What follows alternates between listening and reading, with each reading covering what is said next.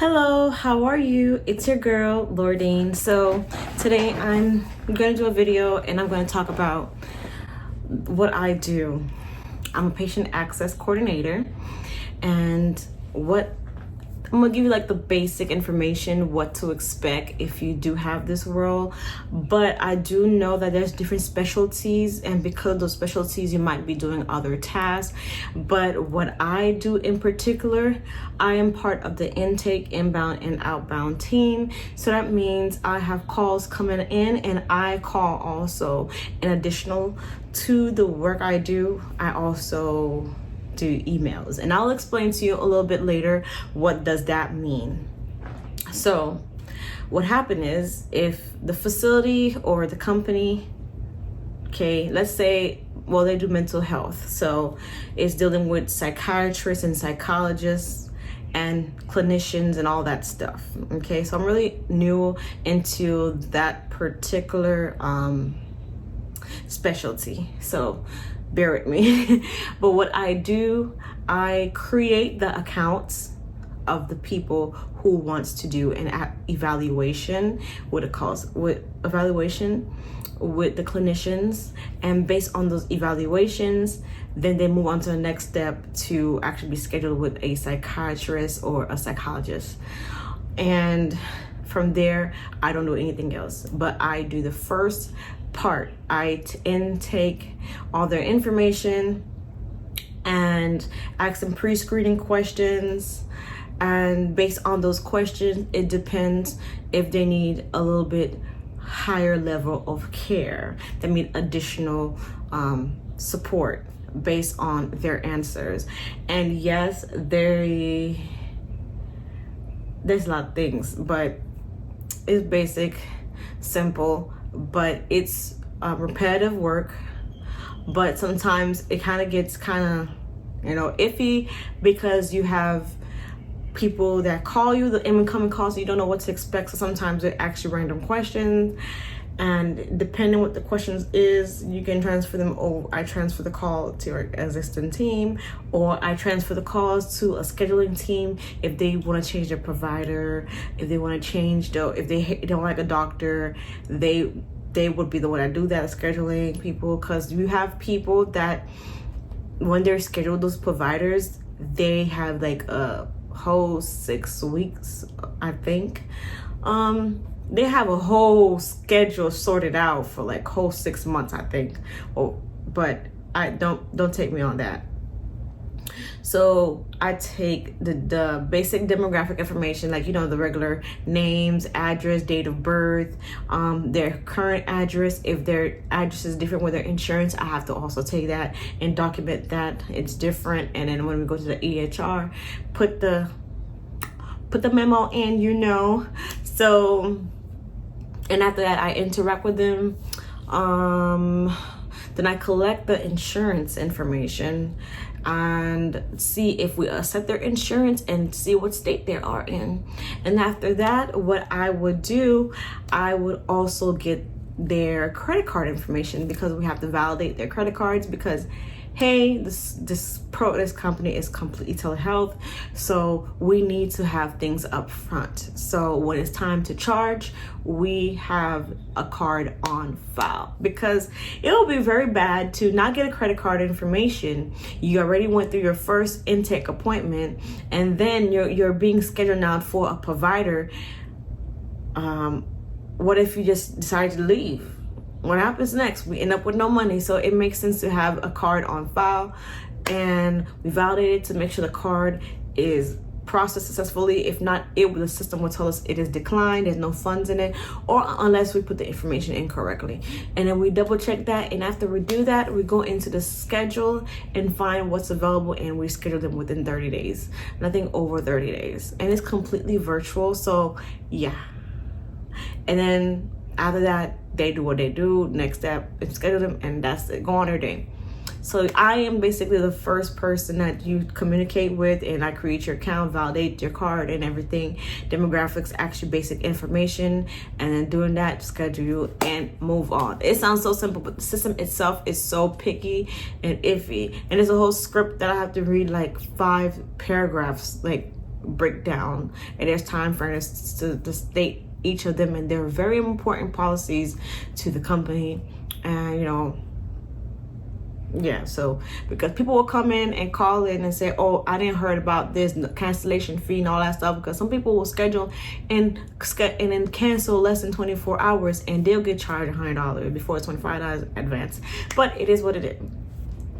So, and also what I do, how when you go online and you want more information from a provider or the company itself, yes, I am one of the individuals that also go into the emails and read the emails, and I see everything that the people say, right? Why they want to talk to this, why they want this specific doctor, and so on. We call them, we reach out to them, and then we schedule them. And sometimes we don't schedule them. We just see how we can help them. If we can schedule them, we schedule them.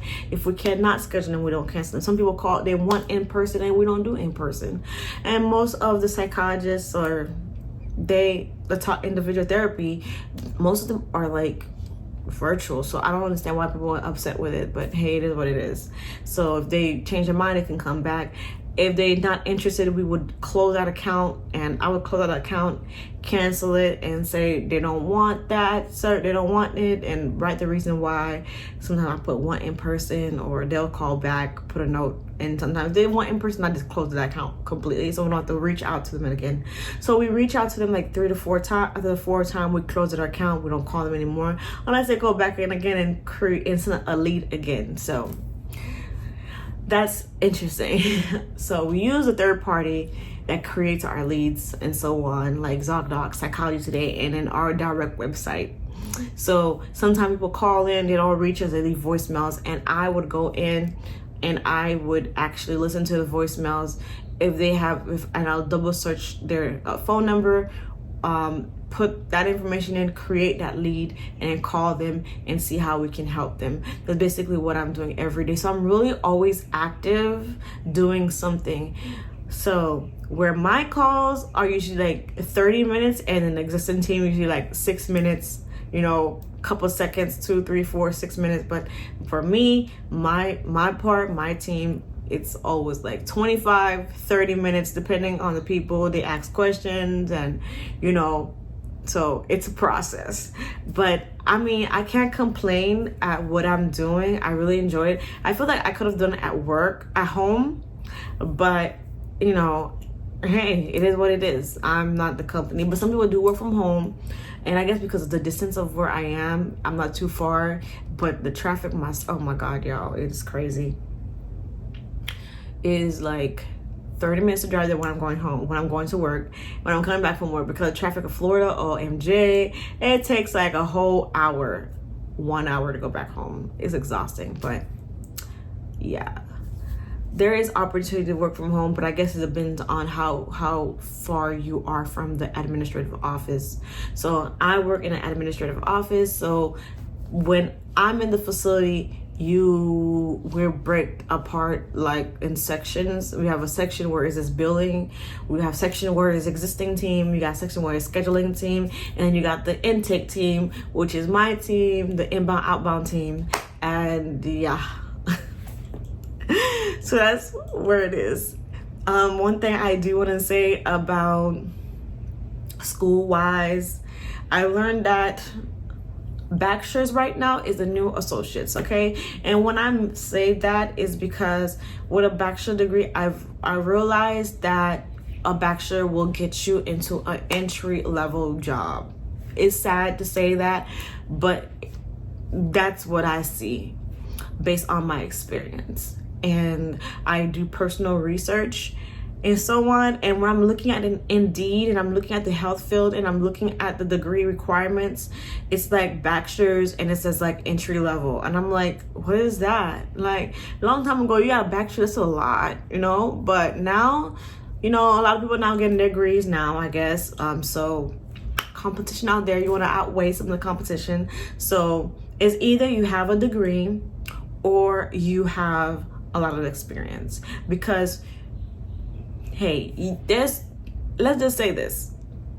you have someone that have 2-3 years experience, and you have another person that have 2-3 experience, and if they were to choose from these two people that have the same amount of experience and they needed to pick one, trust me, they would probably go with the one that with the degree, because you have the requirements, all the requirements. You have the experience, you have the degree, but you have the experience with no degree. So then you'll beat the odds. That's what I think, in my opinion. So, but a lot of experience really help a lot. So if you can get your foot into an entry level, get them years in, at least 2 years into the healthcare field, I believe it's possible, and build up your sales skills, because your sales skills is what's gonna get you. Because interviewing is you selling yourself to that individual why they should hire you. Why?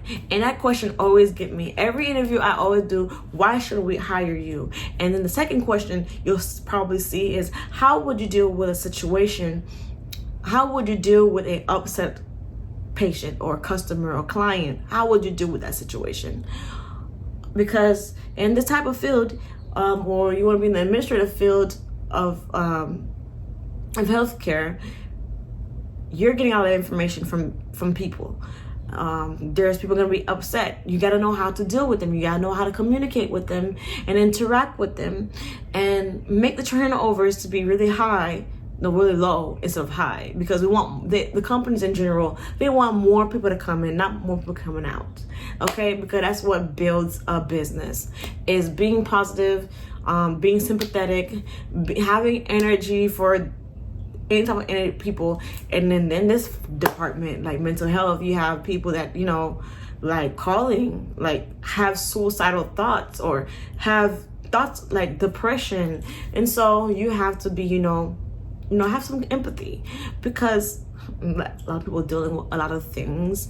And I'm grateful that my mental stage has not gone to that level where, you know, where I need that type of support. But I mean, I believe people need a psychiatrist, a psychologist, girl, let me tell y'all, a psychologist, because sometimes people go through things in life.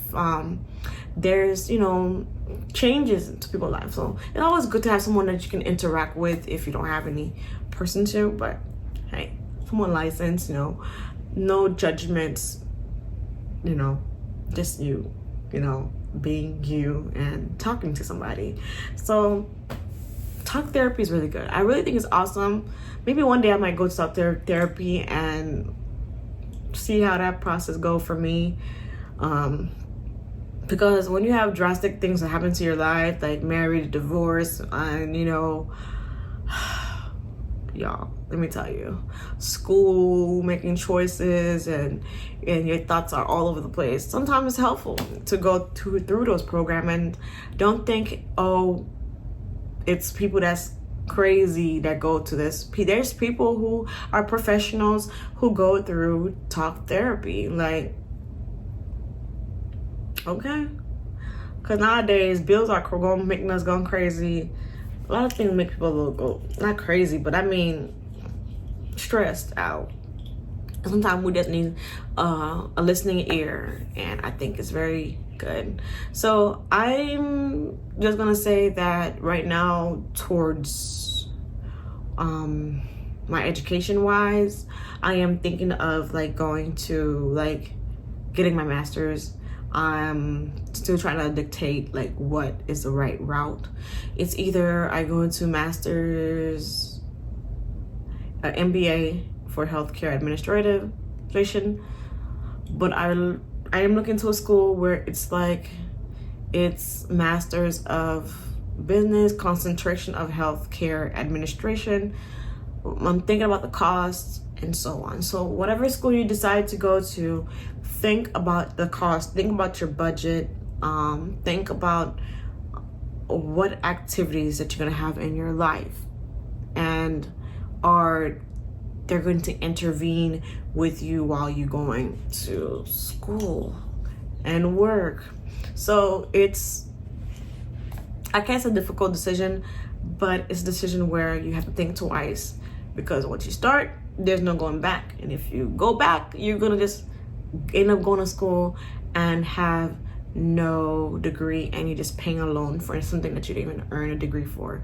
So be wise of your choices and what you're gonna make. So the health field is so diverse, let me tell you. Unless you're not going to the route of being a nurse or the route of being a doctor, anything below that, there's so many diversity where it's like, oh my God, I never figured out that health have so many fields out there. If I knew certain things, I would have been like a radiology tech instead, because of the way they get the same pay like a nurse get. But I'm like, I don't want to go through all that process again.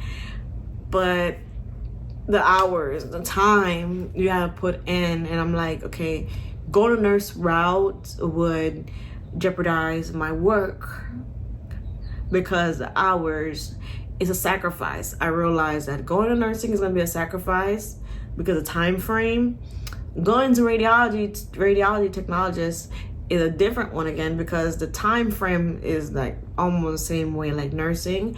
And I don't know how people do it, like go nursing and still have a full-time job.